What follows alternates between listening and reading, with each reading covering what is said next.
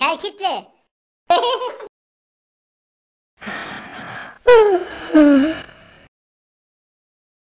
Çelçitliyem, çemliyem, Spanazart'tan evliyem, bici karavil kıvırayım, sen ahirette gayrıyım.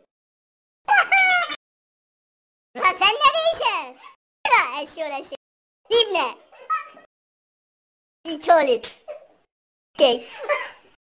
Hıyar oğlu hıyar. Bir daha benden konuşma.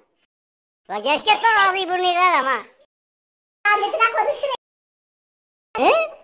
He. Sen adam mı oldun? Sen mi adam oldun? Bana. Git. Şöyle.